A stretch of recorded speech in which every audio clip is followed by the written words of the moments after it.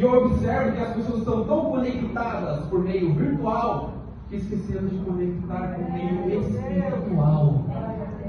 As pessoas deixaram de lado aquele cantinho de oração. As pessoas deixaram de lado aquele quarto onde você entrava, fechava a sua porta e orava a Deus em secreto.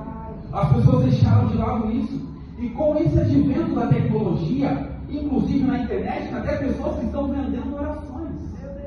E quem é que nunca viu isso? O acertamento do homem foi preso, não muito tempo antes. Ele foi preso por vender orações. E o que me entristece não é o fato dele vender. O que me entristece, meus irmãos, é o fato de alguém comprar a oração. Porque se alguém compra a oração, ela perdeu totalmente a noção dos sacrifícios de Jesus na cruz. A oração que Jesus fez antes de morrer, o sacrifício dele na cruz, o braço aberto na cruz, entregando o Espírito, o céu se escureceu, a terra tremeu, o véu do templo se rasgou, e as pessoas perderam essa noção. Prepare o seu coração. Deus tem uma palavra para você. Com Rodrigo Farias, no canal Discípulos Anônimos. Primeira carta de Paulo aos Tessalonicenses, capítulo 5, verso 17. Quem encontrou, diga eu sou pentecostal. Quem não encontrou, diga eu sou também, eu só não achei ainda. Glória a Deus. Eu vou ler a palavra, orai, e a igreja toda falar sem cessar. Amém. Amém? 1, 2, 3. Orai.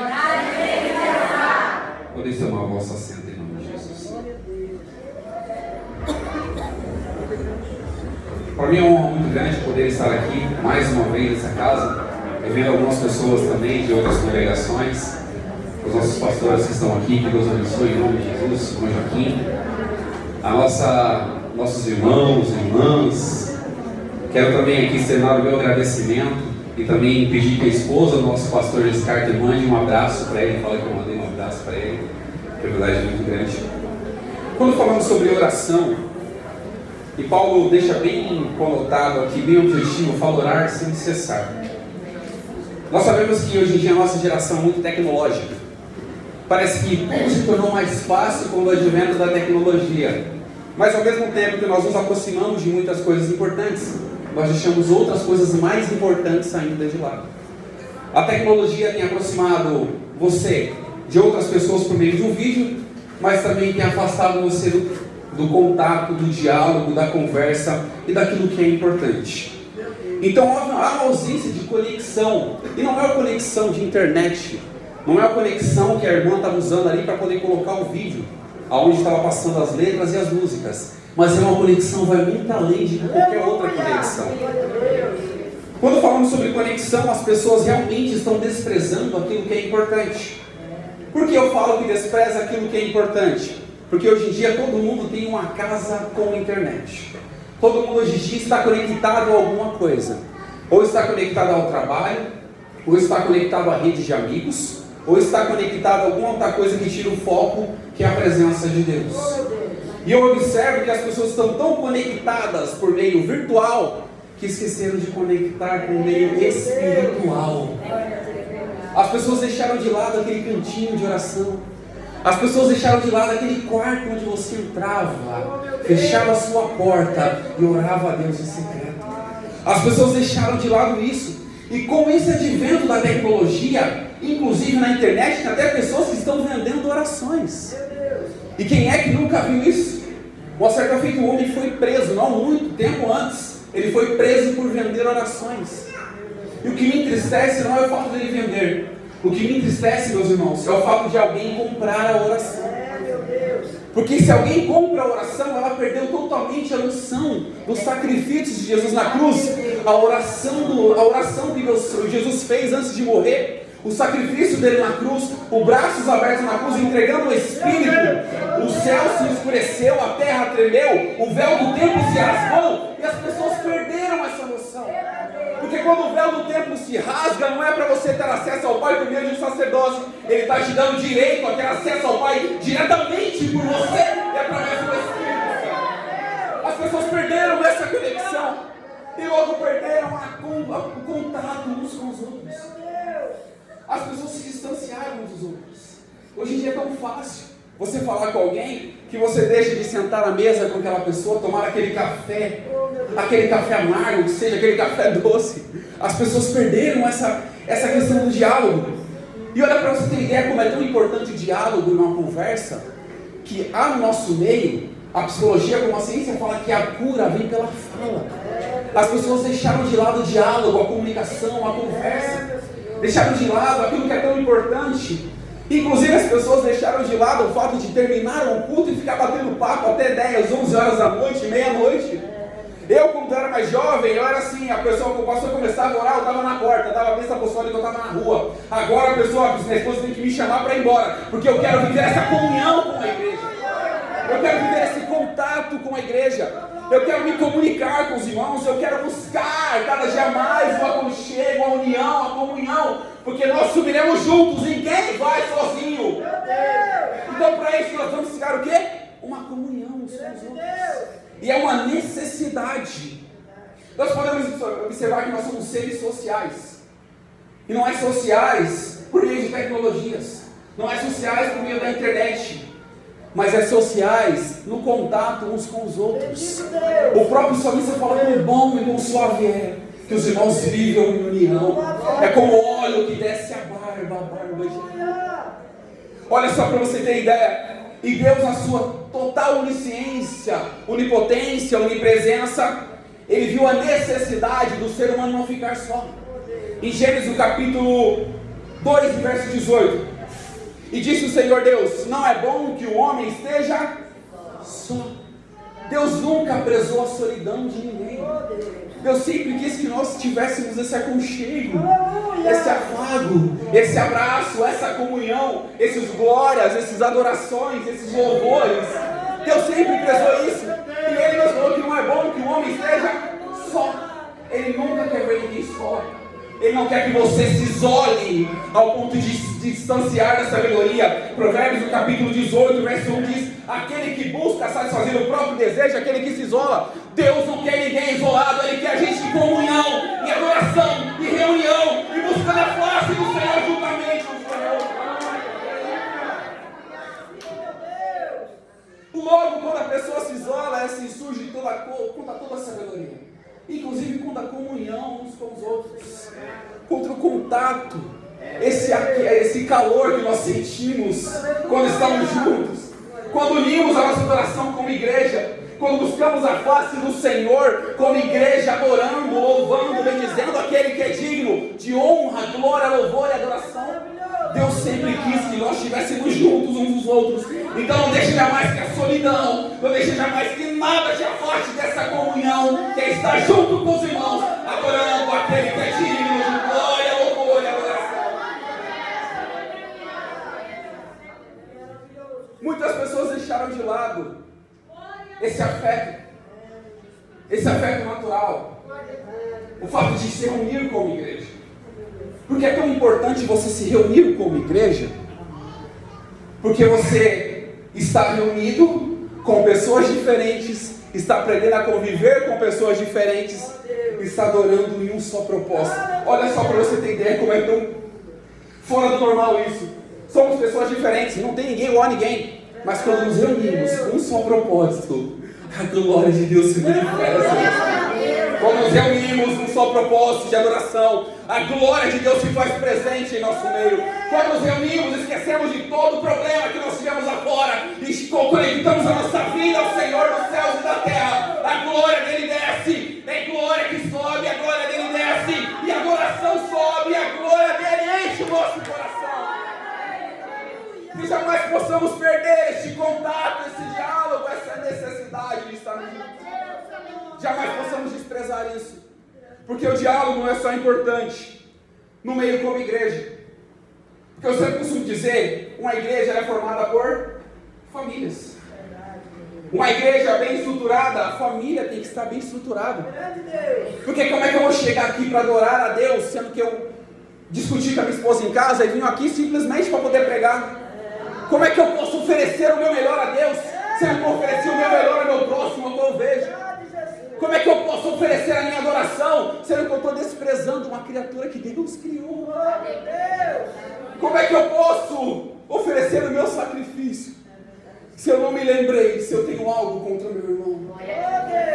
E a Bíblia nos alerta, quando você vier oferecer o seu sacrifício, a sua oferta, se você se lembrar que o seu irmão tem algo contra você, deixa a sua oferta aqui. Vai lá, se conserta com ele e volta aqui e oferece a sua oferta como cheiro suave às narinas do nosso Deus. O diálogo é importante em qualquer ambiente, na nossa família, no nosso casamento. Quem é casado edifica o casamento. A importância do diálogo em relacionamento é tão importante porque nós conhecemos um ao outro. Ninguém sabe nada sobre ninguém. Nós vemos de famílias diferentes. Nós vemos de convívios diferentes. Como é que eu vou aprender a lidar com uma pessoa se eu não dialogo com ela, se eu não converso com ela? Como é que eu vou aprender a lidar com certas situações se eu não procuro entender qual o problema que ela tem? Como é que eu vou se reunir com ela ali naquele momento, naquela comunhão, sendo que eu não consigo compreender o que ela está sentindo e o que eu posso ajudar? Então nós vamos entender a necessidade de conversar, dialogar, esquecer todos aqueles problemas, deixar de lado o orgulho, porque o orgulho precede a ruína. Mas se nós formos humildes, pode ter certeza que nós seremos honrados por Deus, e o nome de Jesus será glorificado no nosso relacionamento conjugal. O diálogo com os amigos. Aqui vai uma observação. Nós precisamos entender quem são os nossos amigos. Porque amigos que é mais chegados que irmãos, mas amigos que a Bíblia alerta para você nem chegar perto dele. Salmos 1 fala: bem-aventurado o homem que não anda segundo o conselho dos ímpios, nem se detém no caminho dos pecadores, e nem se assenta na roda dos escarnecedores. Então nós temos que saber com quem nós sentamos à mesa. Nós temos que saber com quem nós conversamos, abrimos o nosso coração, conversamos os nossos segredos. Nós temos que escolher amigos a dedos. E pode ter certeza que lá no mundo você pode encontrar amigos, mas aqui você encontra amigo mais chegado do que irmão. Porque aqui nós vamos encontrar conselhos que não é conselho de ímpio, mas é conselho da palavra, das escrituras, e que edifica a nossa vida e faz a gente se unir mais na presença do Senhor. E além de quando nos ajuntamos com um amigo, quem é que nunca saiu do culto? O crente tem um dilema do crente, que é depois do culto tem o quê? A comida. Então nós saímos aqui muitas das vezes, vamos para onde? Para uma pizzaria. Vamos comer uma pizza. E para você ter ideia como é tão importante, quem é que nunca sentou com os amigos, com as amigas, em uma pizzaria e esqueceu todos aqueles problemas que estavam lá fora? Porque você distrai a sua mente. Para você ter ideia da importância de você ter pessoas próximas de você que te levem mais perto de Deus. Para você ter ideia da importância de você ter amigos que te levem mais próximos de Deus e não te distancie dele. Faça uma lista seletiva. Se a pessoa está enquadrada, é uma pessoa que busca o Senhor, é uma pessoa que medita na palavra, que tem o conselho de Deus para você, se aproxime dela, porque o céu é junto com você, vai junto com o céu com ela. E com Deus, o nosso diálogo é diferente. Quando conversamos com os nossos amigos, é um diálogo que é a conversa e resposta de imediato. Mas quando oramos a Deus, Ele não responde na hora que a gente quer. Quando conversamos com o Pai, Ele não vai responder na hora que você quer. Ele vai responder na hora que Ele bem entender. Ele não vai responder na hora que você precisa, mas na hora que Ele sabe que é a sua necessidade e o momento certo. Então o nosso contato com Deus, o que Ele muda? A nossa realidade espiritual. Se o nosso contato com pessoas muda a nossa realidade e diálogos, a nossa convivência, o nosso contato com Deus muda a nossa realidade espiritual. E a nossa oração é uma comunicação direta com Deus, e mais do que isso, uma comunicação íntima. Nós precisamos compreender algo muito importante para nós. Quando for conversar com Deus, vai no seu secreto, vai naquele lugar onde ninguém está vendo. Se você gosta de monte, vai no monte. Se você tem um quarto, fecha a porta do seu quarto. Se você está no trabalho, vai no banheiro, como muitas vezes no banheiro eu fui lá ajoelhado, chorava igual criança. Procure um lugar onde você possa entrar no secreto com Deus. Deus ama intimidade nos seus filhos, e Ele quer gerar intimidade conosco nesta noite. Deus veio aqui nessa noite e me trouxe aqui, que Ele fala, Ele quer restabelecer conexões que foram perdidas. Ele quer restabelecer contatos que foram deixados de lado. Aquela porta daquele quarto que você não entrava mais, Ele quer que você destranque ela e volte a orar como você orava. Volte a buscar como você buscava. Volte a adorar como você adorava a Deus. E quando falamos sobre a oração, existem alguns tipos de oração. A oração como adoração, a oração como confissão, intercessão, petição e ações de graças. Essas são algumas modalidades, algumas formas de oração. E quando usamos todo esse nosso entendimento para orar de forma correta a Deus, nós buscamos ao Senhor com o coração puro. Deus nunca quis que nós rasgássemos as nossas vestes, mas Ele quis que nós rasgássemos o quê? O nosso coração. Porque aonde habita o Senhor é dentro de nós, por meio do seu Espírito. O Senhor habita dentro dos nossos corações por intermédio do seu Espírito. E o Espírito, a palavra, penetra até a divisão da alma e do Espírito. Ele é apta para discernir pensamentos e extensões do nosso coração. O Espírito de Deus está sobre nós nessa noite, pois Ele também nos ungiu para pregar a tua palavra, nos ungiu para poder adorar a Ele, e nos ungiu e nos revestiu nessa noite para falar na sua intimidade com o Pai. E esse ato da oração é essencial para o crescimento da vida espiritual do cristão. O cristão precisa ter este contato. O cristão precisa ter essa comunhão. O cristão precisa ter essa intimidade com Deus. Deus é um Deus de intimidades. Uma certa feita um homem muito íntimo de Jesus. Jesus, em uma certa feita, sentado na sua mesa, ele debruçou a sua cabeça no ombro de Jesus. Esse homem, quando Jesus ia orar, ele chamava ele mais dois, porque Jesus gostava daqueles que eram íntimos. E Deus está procurando íntimos nessa noite. Onde estão aqueles que têm intimidade com o Senhor nessa noite? Deus está procurando você nessa noite. Ele quer ter um íntimo com você. Ele quer ter um contato mais profundo com você. Ele quer penetrar a sua alma para te fazer entender que o seu contato e a sua necessidade tem que estar diante dele em todo momento. Lance sobre ele toda a sua ansiedade, porque ele tem cuidado de você. Ele não vai cuidar, Ele já tem cuidado de nós. Antes de entrarmos, aprofundarmos no mérito da oração, nós precisamos entender o fundamento da carta de Paulo aos Tessalonicenses. A carta de Paulo aos Tessalonicenses, no capítulo 1, nós já observamos que eles eram povos idólatras. Eles adoravam outros deuses. Eles buscavam outros deuses.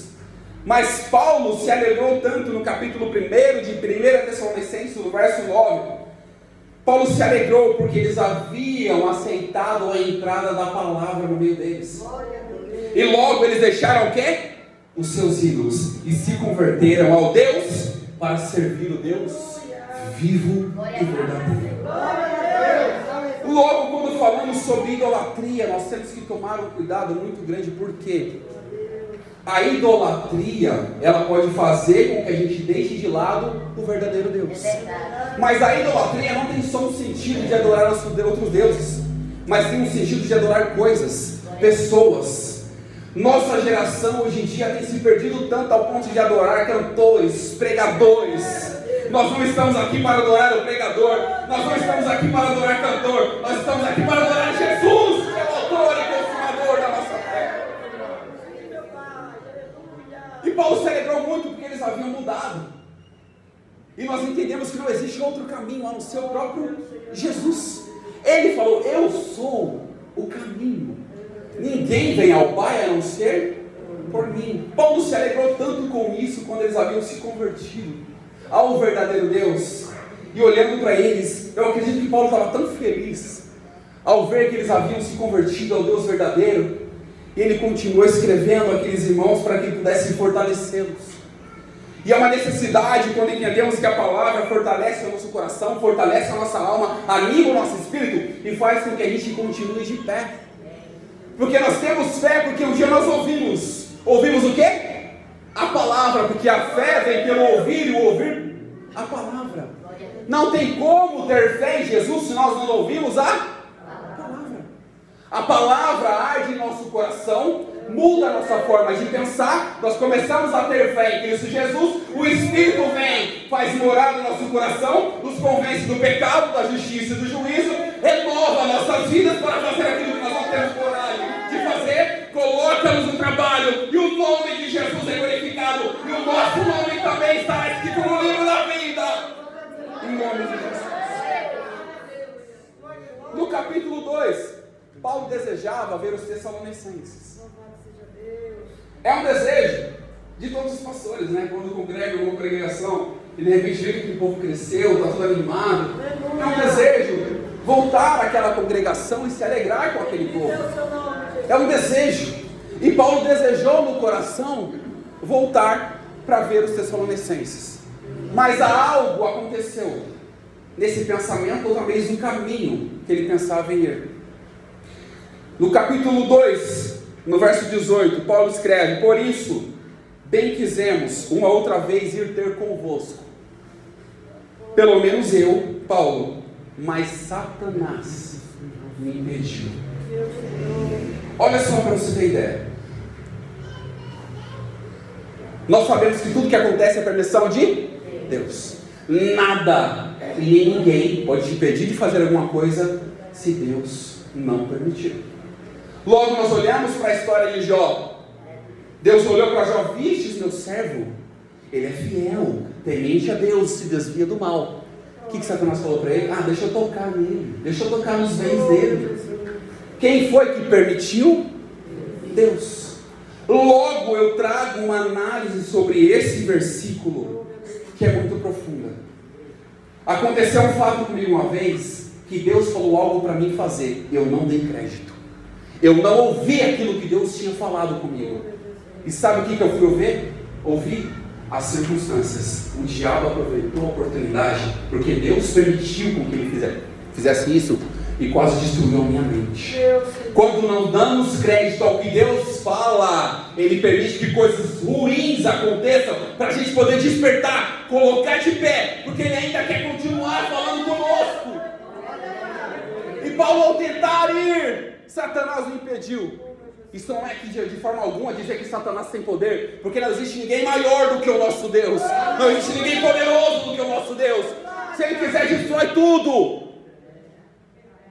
Mas é para dizer, quando não estamos com os nossos ouvidos atentos à voz de Deus, Deus permite que algo aconteça na nossa vida, para poder despertar-nos e nos direcionar no caminho que Ele quer que nós vivamos. Nós precisamos voltar a dar crédito àquilo que Deus fala. Nós precisamos voltar a dar crédito àquilo que Deus usa por meio da sua palavra para falar conosco. Nós precisamos ainda estar com nossos ouvidos atentos, com o nosso coração aberto para receber a palavra. Nós precisamos voltar ao primeiro amor daquela época em que nós estávamos. A glória de Deus descia, e não eram pessoas que tinham teologia, não eram pessoas que tinham faculdade, mas eram irmãos que não tinham nem letra, mas o Espírito de Deus fazia presente. E nesta noite nós possamos chamar a glória de Deus, nós possamos chamar a presença do Espírito Santo, para que Ele possa fazer morada aqui neste lugar. E no capítulo 3, Paulo escreve aos Tessalonicenses que ele havia enviado Timóteo. Timóteo foi, viu como os Tessalonicenses estavam e trouxe notícias para Paulo. E Paulo se alegrou tanto, porque para Paulo a vida dele era pregar o Evangelho. Para Paulo a vida dele era ganhar almas para o reino. Para Paulo a vida dele era fazer com que o número de cristãos aumentasse naquela época. Isso era o desejo de Paulo, porque ele desejava que a palavra que encontrou ele no caminho de Damasco fosse a mesma que seria pregada para todas as nações. Paulo foi chamado apóstolo dos gentios, por quê? Porque aqueles que eram para receber a palavra não receberam. Veio para aqueles que eram seus, João capítulo 1, mas aqueles que eram seus não receberam. Mas a todos, a quantos receberam, deles o poder de serem feitos filhos de de Deus, e mais do que isso, herdeiro da salvação em Cristo Jesus. E logo Paulo fala, 1 Tessalonicenses capítulo 3, verso 8, porque agora vimos, se vocês estão firmes no Senhor, agora nós vivemos. Paulo está dizendo, a minha vida é ver vocês firmes. Paulo está dizendo, eu quero que o evangelho que eu preguei possa alcançar o coração e transformar a vida de cada um, assim como alcançou a nossa. Nós podemos ter desejo de pregar o evangelho e ver pessoas sendo renovadas, batizadas com o Espírito Santo, cheio da presença do Senhor, pregando o evangelho nas ruas, levando cativos e oprimidos para a presença do Senhor, buscando aqueles que estão nos orfanatos, as drogas, e trazendo para perto do Senhor. Que esse possa ser o nosso objetivo e a nossa vida também, olhar e não querer só essa glória para nós, mas para todos aqueles que estão aqui na terra.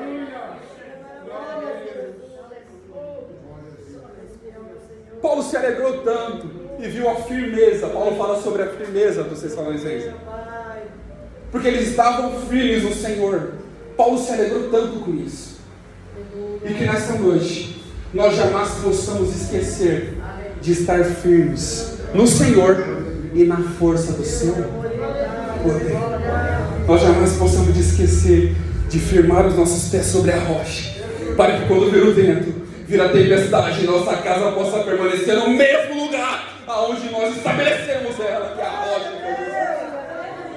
Nós possamos colocar as nossas raízes mais profundas. Ainda que a árvore possa não dar frutos, morrer no tronco, ao cheiro das águas ela vai brotar e ela vai dar frutos, porque para Deus nada é impossível.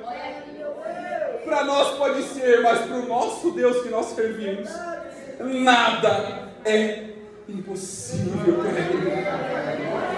E nesta noite também nada é impossível. Se você deixou alguém enfermo na sua casa, nada é impossível para Deus curar. Se você deixou alguém que é afastado do evangelho na sua casa, nada é impossível para Deus visitá-lo neste momento, porque a sua oração pode alcançar o coração de Deus e Ele pode fazer visitar aquela pessoa. Nada é impossível quando você ora por alguém enfermo e essa pessoa é curada, porque Deus também habita em todos os lugares. Pela sua onipresença, Ele está em todos os lugares, em todos os momentos, e pode fazer tudo, além daquilo que nós imaginamos.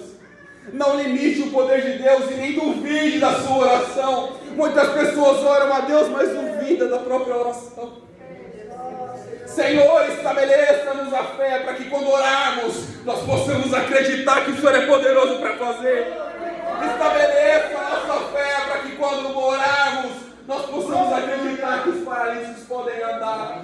Estabeleça a nossa fé para que quando orarmos, a glória do Senhor possa se manifestar em nossas vidas. No capítulo 4, Paulo começa a falar sobre a vontade de Deus para os Tessalonicenses. A primeira coisa que Paulo fala aos Tessalonicenses que Deus queria deles era agradecimento. A segunda era santificação. Porque nós lembramos de tudo, de todos, esquecemos de agradecer a Deus que fez tudo e fez todos. Nós lembramos de tudo, de todos, e esquecemos de agradecer a Deus por todos os benefícios que Ele tem feito em nossas vidas.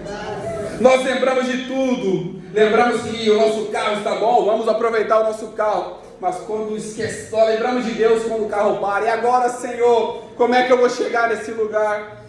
Mas que nós possamos voltar a agradecer ao Senhor, lembrar do agradecimento, porque Deus tem prazer naquele que é grato. Deus não tem prazer nenhum naquele que é ingrato.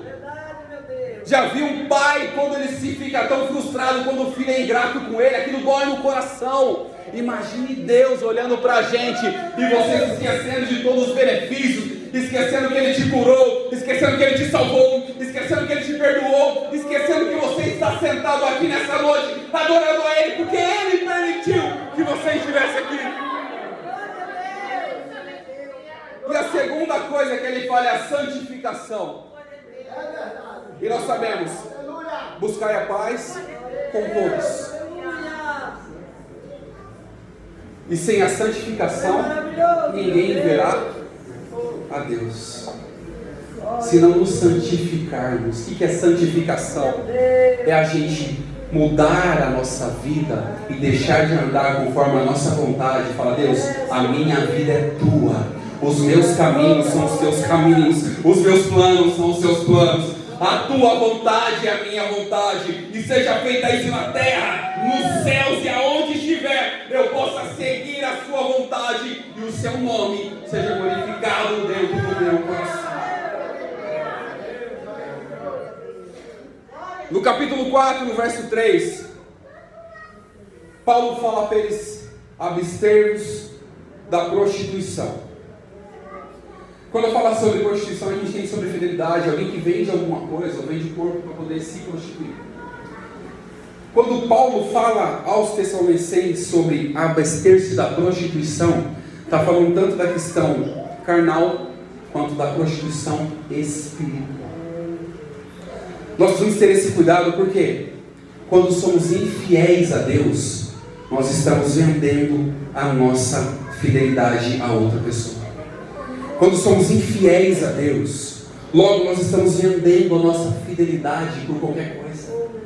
Que jamais possamos trocar um momento de adoração por qualquer outra coisa.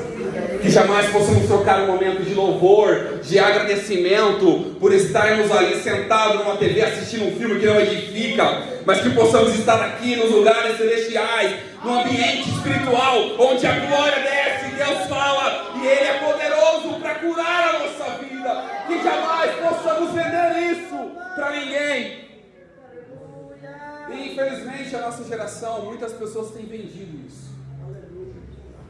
As pessoas têm vendido a sua vida espiritual por um cargo. As pessoas têm vendido a sua vida espiritual por uma oportunidade. As pessoas têm vendido a sua vida espiritual por qualquer outra coisa. Mas que nesta noite nós possamos lembrar que nós fomos comprados por um preço de sangue. Não tem valor esse sangue que Jesus derramou na cruz. Nós fomos comprados com a gota de sangue de Jesus, pelo sacrifício dele na cruz, e não há nada que nós possamos fazer a não ser reconhecer que ele é poderoso em nossas vidas.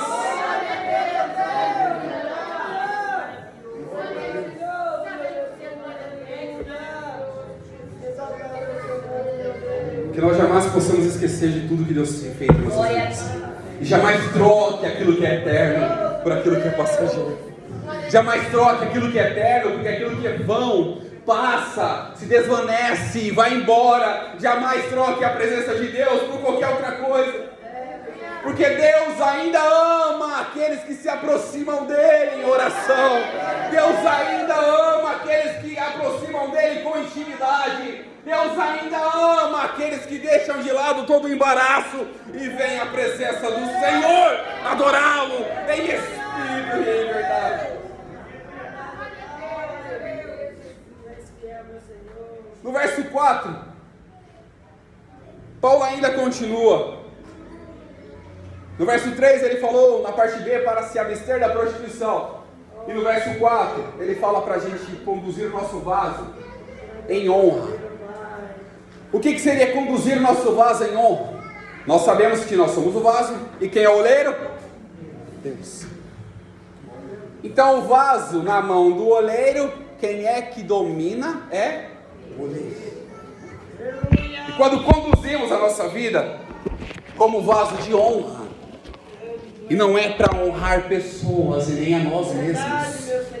Quando conduzimos a nossa vida como um vaso, não é para mim se colocar num pedestal, para que as pessoas olhem para mim como um vaso de honra, mas é para que nós possamos honrar a Deus com a nossa vida, com os nossos lábios, com o nosso cântico, com a nossa adoração, com a nossa oração, e o nome de Jesus sempre será glorificado em nossas vidas. É honrarmos com nossos lábios, com o nosso caminhar, com o nosso falar, e as pessoas possam olhar para nós e dizer: ali vai alguém que foi salvo, liberto, e Jesus habita naquele coração. No verso 5, Paulo fala aos Tessalonicenses, ainda continua falando, para fugir das concupiscências. O que seria concupiscências? Seria o desejo desordenado por coisas que não agradam a Deus. Quando estávamos perdidos, reféns do pecado, escravos do pecado, nós fazíamos aquilo que o pecado queria que nós fizéssemos. Mas agora o pecado não domina mais a nossa vida, porque nós estamos mais debaixo da lei, mais debaixo da graça do Senhor Jesus. Nós escolhemos estar aqui sentado à mesa, e não é uma mesa qualquer, mas é uma mesa de honra com nossos irmãos. Você já olhou quão importante é o irmão ou a irmã que está do seu lado? O mesmo sangue que Jesus pagou por você, pagou por ele também. Logo Paulo fala para eles fugir do desejo desordenado, porque nós sabemos que onde nós estamos, tudo tem que ter ordem e decência. Quem é desordenado é o diabo. Deus é organizado no que ele faz. Quem é desordenado é o inimigo das nossas almas, mas Deus é puro, santo e verdadeiro no que ele faz. Quem é desordenado é aquele que está destruindo vidas, mas Jesus, ele veio para dar vida, e mais do que isso, dar vida em abundância na presença dele. No verso 6, Paulo fala algo muito importante: não oprimir ou enganar a seu irmão em negócio algum. Nós sabemos em Provérbios que fala as 6 coisas que Deus odeia, a 7ª essa alma abomina: aquele que gera contenda entre irmãos. Nós não viemos aqui disputar nada com o inimigo. Nós viemos aqui, sabe para quê? Brigar pela nossa salvação, para que o inimigo não destrua a nossa vida. Nós não viemos brigar uns com os outros. Nós viemos nos reunir aqui e brigar pela nossa salvação, para que perseveramos até o fim e sejamos salvos da pessoa de Jesus Cristo. Nós viemos aqui para isso, para nos reunir como igreja, porque um cordão de 3 dobras é mais difícil de quebrar. Quando estamos reunidos, o inimigo não tem poder para destruir as nossas vidas. Quando estamos reunidos, o inimigo não tem poder de roubar a nossa salvação. Então jamais possamos oprimir ninguém, mas que possamos o quê? Estar lado a lado. Glória a Deus. Quando um caminho, nós possamos ajudar a levantar. Quando alguém tropeçar no caminho, que nós possamos jamais deixar ele pelo caminho. Como aquele homem que foi abandonado, passou um sacerdote, passou um levita, e de repente quem aparece? Um bom samaritano. E esse bom samaritano, ao se aproximar, o que ele fez? Pegou o seu óleo, pegou o seu vinho, lavou as feridas e levou. Sabe o que isso significa para a gente? Quando estávamos abandonados, sofrendo no pecado, Jesus chegou e encontrou a gente caído no meio do caminho, estendeu a mão, limpou as nossas feridas, curou as nossas enfermidades, aqueles castigos que estavam sobre nós, Ele levou sobre Ele, as pisaduras dele até a cruz nos sarou, e hoje nós estamos aqui como reunidos e salvos na presença do Senhor. Mas ainda há algo importante que nós precisamos cuidar, que é da nossa salvação. A nossa salvação é o quê? Individual. Nós subiremos juntos, mas a salvação é individual. Cada um vele pela sua própria vida para não se perder no meio do caminho. Porque o caminho é estreito, a porta também vai ser. Você vai encontrar espinhos no meio do caminho? Vai encontrar. Você vai encontrar pedras? Vai encontrar. Você pode tropeçar nelas? Pode. O justo pode cair 7 vezes, mas nunca ele vai ficar prostrado. Nós podemos tropeçar, mas Deus jamais está preocupado com seus tropeços. Ele está preocupado se você se arrependeu do que você fez, porque Ele ainda é perdão, Ele ainda é graça, Ele ainda é misericórdia, e até o fim Ele será isso, até que a sua igreja seja arrebatada. Havia uma preocupação muito grande dos Tessalonicenses sobre aqueles que haviam morrido, porque eles achavam, talvez pensaram neles mesmo, que aqueles que morreram estavam sem esperança. Aqueles que morreram, e agora, o que será deles depois que eles morreram? E Paulo começa a falar, alertando sobre que aqueles que morreram em Cristo, eles vão ressuscitar. Aleluia! Não é o fim para eles.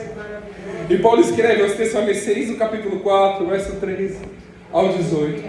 Não quero, porém, irmãos, que sejais ignorantes acerca dos que já dormem em Cristo, para que não vos entristeçais como os demais que não têm esperança, porque nós temos esperança. Porque cremos que se Jesus morreu e ressuscitou, nós, os que ficarmos vivos para a vinda do Senhor, não precederemos aqueles que dormem, mas o mesmo Senhor descerá do céu com alarido e com voz de arcanjo e com trombeta de Deus. E os que morreram em Cristo ressuscitarão primeiro, depois nós, que estivermos vivos, seremos arrebatados juntamente com eles, para encontrar com o Senhor nos ares. E Paulo acrescenta: consolai uns aos outros com essas palavras, porque a nossa vida, a nossa leve e momentânea tribulação produzirá um peso de glória para nós, e não é glória terrena, mas é glória eterna. Não é glória que se finda aqui, mas é glória que eternamente estaremos com o Senhor Jesus, na presença dele, e o adorando como ele é. E Paulo fala no capítulo 5 que a vinda do Senhor virá como um ladrão de noite. E ele fala, usa até uma metáfora, um comparativo, e fala: o ladrão vai avisar o dia que ele vai roubar, ele vai agendar para roubar você. Ele vai falar: ó, tal dia eu vou estar na sua casa para te roubar. E quem é que vai ouvir o ladrão falando isso? Não vai o quê? Vou colocar uma trava melhor, vou contratar um segurança e vou colocar ele aqui. Mas nós sabemos uma coisa: com Jesus não tem como a gente saber o dia que ele virá. Muitas pessoas tentaram prever, enganando muitas pessoas. Tentaram prever o dia que Jesus viria. Nós não sabemos o dia e na hora, mas nós sabemos que nós estamos aqui para nos preparar. Já estamos preparados, porque se ele vier hoje, nessa noite, eu vou subir. Quem vai comigo nessa noite? Nós sabemos que nós precisamos vigiar. Mateus capítulo 24, verso 42 diz: vigiai, porque não sabeis nem a hora de que há de vir o vosso Senhor. O que seria vigilância? Cuidado. Nós temos que ter cuidado, que a nossa salvação é uma luta diária. Nós saímos daqui, daqui a pouco tem um inimigo para enfrentar, tem um leão para enfrentar. E muitas pessoas até brincam e falam: se você não enfrentar o leão de hoje, amanhã vai ter dois. Nós temos que entender que a nossa luta não é só contra a carne, nas nossas vontades, mas é contra principados e potestades e príncipes das trevas. Por isso que Paulo escreveu aos Efésios e falou: revesti-vos de toda a armadura de Deus, para que possais estar firmes contra as frutas ciladas do diabo. Porque a nossa luta não seria só contra a carne. A nossa maior luta, além de ser contra nós mesmos, é contra aquilo que nós não vemos. Por isso que estar em constante oração é importante.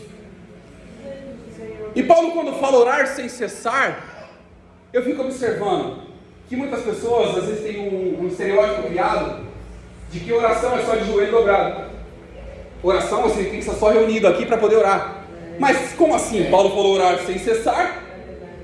É você conectar o seu pensamento aonde você estiver, na glória do Altíssimo. É você adorá-lo onde você estiver. É no trabalho, deu 5 minutinhos na hora do almoço, ore. Está trabalhando, deu tempinho de raciocinar, ore. Está ali naquele momento de almoço e comunhão com os amigos, ore pelos seus amigos também, para que Deus possa fazer uma obra não só na sua vida, mas daqueles que estão ao seu redor.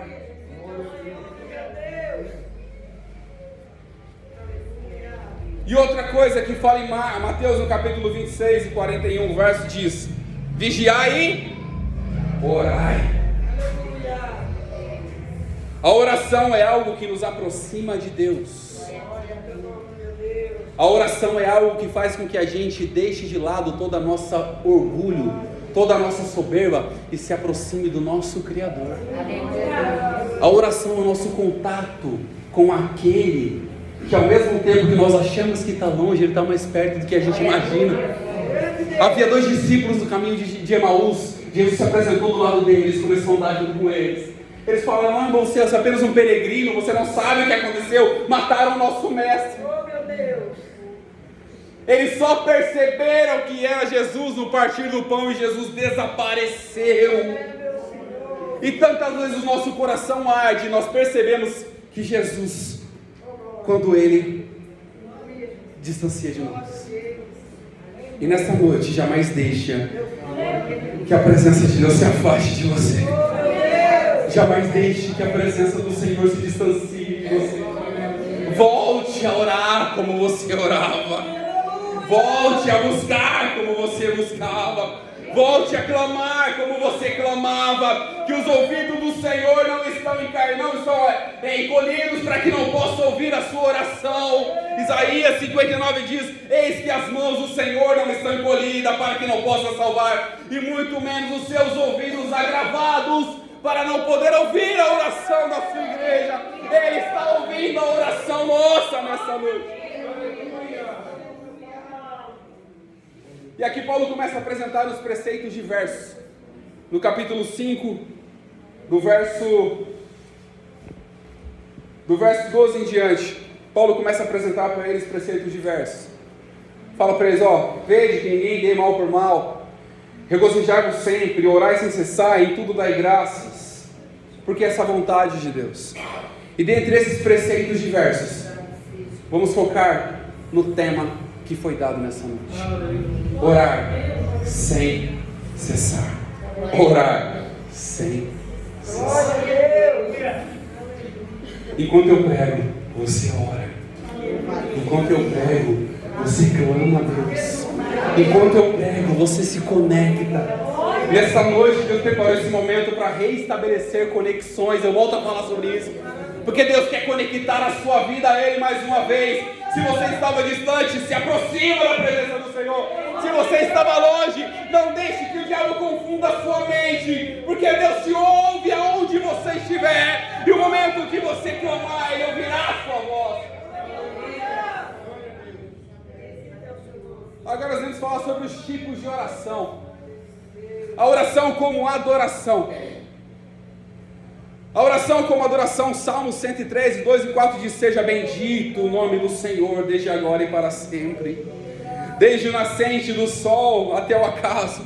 Seja louvado o nome do Senhor, exaltado está o Senhor acima de todas as coisas, e a sua glória sobre os céus. Quando orarmos, nós podemos adorar também a Deus, lembrar da sua grandeza, do seu poder, da sua autonomia, da sua grandiosidade, da sua onisciência, da sua onipotência, como Deus é maravilhoso em perdoar pecados e amar a humanidade, enviar o seu único Filho por amor à humanidade. Nós possamos adorar a Deus e esquecer de tudo que tira o nosso foco e focar em Deus, que é a nossa salvação por intermédio de Cristo Jesus. Lucas no capítulo 11, nós temos um exemplo que Jesus deu para a gente: a oração do Pai Nosso. É algo interessante quando fala sobre a oração do Pai Nosso, que Jesus dá um exemplo para a gente, não é um modelo para a gente ficar repetindo, porque Deus quer que você tenha também a criatividade e lembrar do que você precisa orar. Você precisa saber como orar, a quem você está orando e por que você está orando. Tem que haver objetivos. Isaías no capítulo 58 demonstrava que o povo estava jejuando, que o povo estava buscando ao Senhor, mas eles estavam reclamando: Senhor, nós jejuamos, o Senhor não nos ouve. Senhor, nós buscamos a tua face, o Senhor não nos ouve. Mas já no verso 4 do capítulo 58 de Isaías, o profeta corrige-os: mas vocês estão orando para quê? Buscando para quê e jejuando para quê? Era só para próprio contenda e intriga entre eles, porque talvez no coração deles: eu vou orar, então eu vou ser mais espiritual do que alguém. Eu vou buscar e eu vou ser mais espiritual do que alguém. Eu vou cantar e vou ser mais espiritual do que alguém. E essa não deve ser a nossa preocupação. Nós devemos orar de forma correta e com a intenção correta, que é adorar a Deus na beleza da tua santidade. Jesus deixa a oração do Pai Nosso e dá um exemplo. Primeira coisa: Pai Nosso. Ele é Pai, nós somos filhos. Ele é nosso, não é só meu, é de todos. Ele está no céu, santificado sempre será o seu nome. Venha o teu reino. Muitas vezes nós não queremos que o reino de Deus venha, porque a nossa vontade que nós queremos que seja feita. Mas nós possamos vir o reino de Deus para nossas vidas, porque o reino de Deus habita em nossos corações. Os fariseus, uma certa feita, perguntaram para Jesus: onde está o reino de Deus?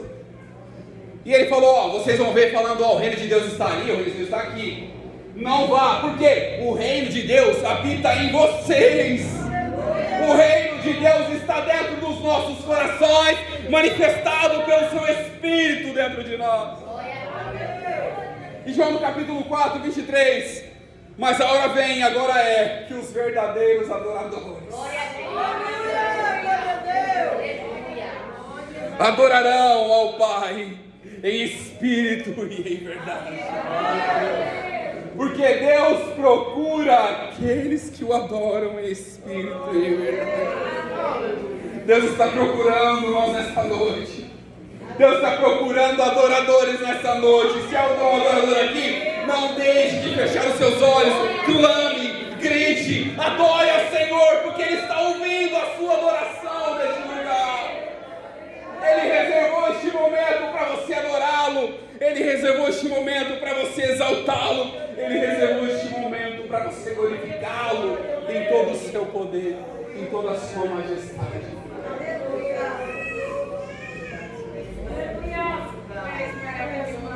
Glória a Deus. A oração como confissão. O salmista começa a escrever no Salmo 32 e diz: enquanto eu guardei o silêncio, envelheceram os meus ossos. Muitas vezes guardamos muitas coisas dentro do nosso coração e não abrimos o nosso coração para Deus, não rasgamos a nossa alma para Deus. Nós deixamos de lado o nosso contato com Deus e vamos para onde? Para as redes sociais, para compartilhar o status. Muitas pessoas estão trocando a oração e intimidade com Deus por uma atualização de status no Facebook, no WhatsApp. Estão orando a Deus no WhatsApp: Senhor, hoje a luta foi travada, abençoe esse dia. Mas onde está essa mensagem? Não está no coração de Deus, mas está no WhatsApp.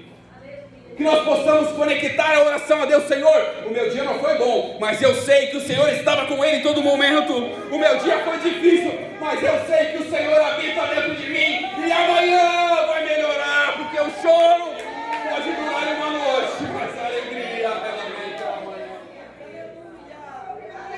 Nós possamos jamais ocultar aquilo que nós temos dentro do nosso coração, jamais esconder, mas sim confessar. Porque aquele que confessa e deixa, esse sim alcança a misericórdia. Aquele que confessa e deixa, esse sim alcança a misericórdia. Provérbios 28, 3 diz: o que encobre as suas transgressões nunca prosperará, mas o que as confessa e deixa, esse sim alcançará a misericórdia do Senhor. A oração como intercessão. A oração como intercessão é você interceder por outras pessoas, orar por outras pessoas. E há alguns momentos da nossa vida que nós só lembramos de nós. Não é errado lembrar só de nós, mas alguns momentos que as pessoas que estão ao nosso redor estão precisando de uma mão amiga, de uma oração, de um compartilhamento, de um abraço, e nós deixamos de lado isso. Nós precisamos voltar a interceder também. Tantas vezes eu vi pessoas pedindo oração, de repente uma irmã chegava: vamos lá no monte, vamos orar, interceder por essa pessoa, e Deus fazer a obra e curá-la.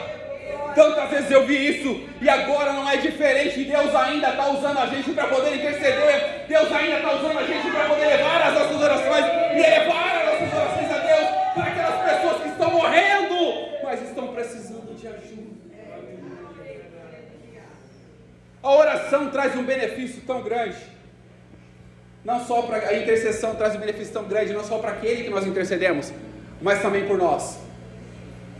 Jó no capítulo 42, verso 10 diz: e o Senhor mudou o cativeiro de Jó, quando este orava pelos seus. Tantas vezes nós deixamos de lado de orar por nós e lembramos de alguém. Deus está mudando o nosso cativeiro nessa noite. Quando esquecemos de orar por nós, lembramos de alguém que está na sarjeta. Deus está mudando o nosso cativeiro nessa noite. Deus ainda é o Deus de mudança. Deus ainda é Deus que faz milagres. Deus ainda é Deus que faz prodígios e maravilhas. E a glória dele está em nosso meio, manifestado o seu poder. A oração como petição. E nós pedimos. E muitas das vezes nós não recebemos, porque nós pedimos mal, para gastar nossos próprios deleites. Pedimos e não recebemos, porque pedimos mal. Mas nessa noite, Deus preparou um momento para a gente saber como pedir, para quem pedir, a hora que pedir e quando pedir. E saber que a resposta vem dos céus. Saber que a resposta não vai vir do nosso chefe. Saber que a resposta não vai vir do nosso amigo. Saber que a resposta não vai vir daquele colega de trabalho. Mas saber que a nossa resposta vai vir nos altos céus da presença de Deus. Nós temos que fazer um pedido sincero. A nossa oração tem que ser sincera. Mateus capítulo 6, verso 5 diz: e quando orardes, não seja como hipócritas, pois se comprazem em orar em pé nas sinagogas para serem vistos pelos homens. Muitos deles oravam em pé, para que as pessoas vejam que viam que ele ia ver, olharem para ele e falarem: isso aí é um homem de oração.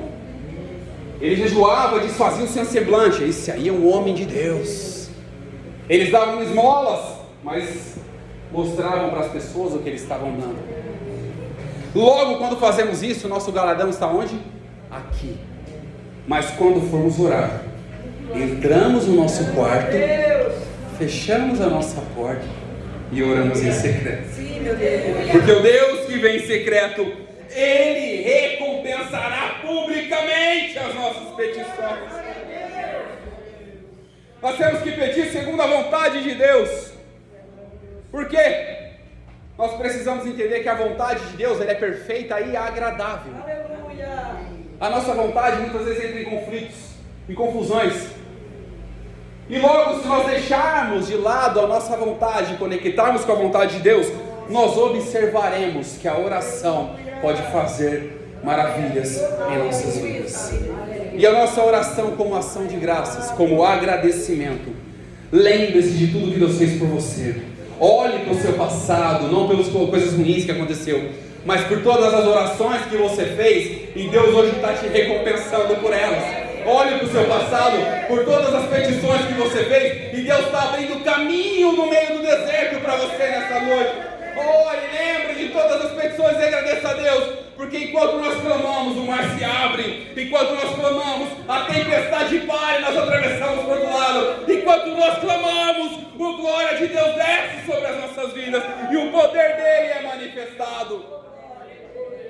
Em Atos, no capítulo 4, quando eles estavam reunidos e tendo eles orado.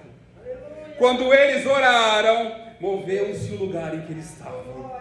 E reunidos, e todos foram cheios do Espírito Santo, e começaram a anunciar com ousadia a palavra de Deus. E não é diferente, o mesmo Espírito que atuou no passado, atua também em nossas vidas. Se nós orarmos, Ele vai descer, e vai fazer a glória dEle se manifestar. Vai haver línguas repartidas, vai haver curas, vai haver renovação, e nós sairemos daqui muito melhores do que quando entramos na presença do Senhor.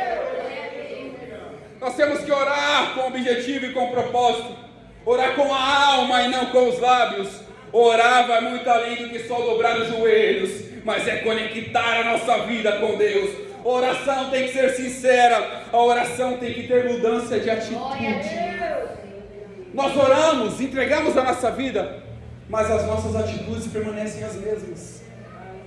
Como é que Deus vai fazer uma obra se nós pedimos para Ele fazer e de repente chegamos em casa e continuamos sendo a mesma pessoa?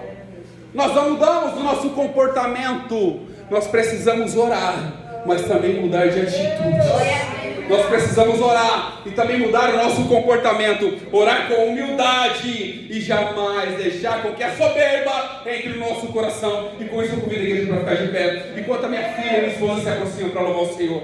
Enquanto isso você adora a Deus. Enquanto isso você invoca o nome do Senhor.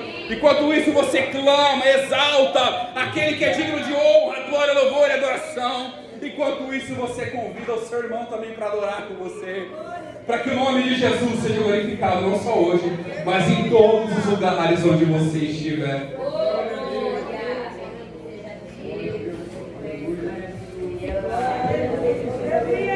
Glória a Deus, santo, santo. Feche seus olhos e adore ao Senhor nessa noite. Agradeça ao Senhor por esta palavra. Não foi eu que eu trouxe, mas é o Senhor que está falando aos nossos corações essa noite. Agradeça a Deus por tudo que Ele tem feito. Honre-o com seus lábios, honre-o com seus corações. E jamais se esqueça de todos os benefícios, de todas as vitórias, porque Deus, Ele não rejeita a oração de ninguém. Deus não rejeita o clamor de uma igreja. Deus não rejeita jamais a igreja quando ora, quando se humilha, porque aquele que se humilhar diante da potente mão de Deus, Deus no momento certo o exaltará, mas não é para ser melhor do que ninguém, mas é exaltar, para que o nome dele seja glorificado em sua vida. Nós saudamos a igreja. Aleluia, Jesus. Amém. Queremos louvar um louvor bem conhecido. Aqueles que souberem podem nos ajudar. Glória a Deus. Tu é maravilhoso, meu Pai. Deus. Aleluia, Jesus. Glorificado. Adorado seja o Senhor nessa noite. Exaltado seja, bendito seja. Aleluia, Jesus. Eu sei que o Senhor está perto de nós neste momento. O teu Espírito já tem se manifestado no nosso meio nessa noite. Jesus, que nós possamos voltar, Senhor, a tua palavra. Nós possamos voltar a ser cheios do teu Espírito Santo. A lembrar, ó Pai eterno, de tudo que o Senhor tem feito, jamais esquecer das suas bondades. Possamos agradecer ao Senhor por tudo de bom que o Senhor tem feito. E se nós estamos aqui, é pela tua misericórdia, é pelo teu perdão, é pela tua graça, é pela tua bondade, Senhor.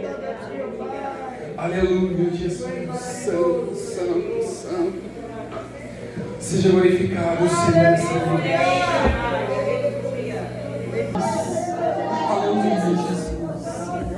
E se nessa noite alguém em nosso meio que deseja reconciliar com o Senhor, ou deseja entregar a sua vida para Jesus, o momento é este.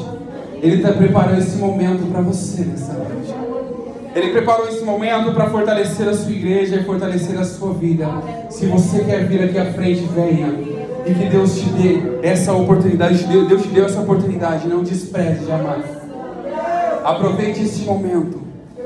2 Crônicas, no capítulo 7, verso 14 diz: e se o meu povo, que se chama pelo meu nome, se humilhar e orar e buscar a minha face e se converter dos seus maus caminhos, então eu ouvirei dos céus, perdoarei os seus pecados e sararei a sua vida.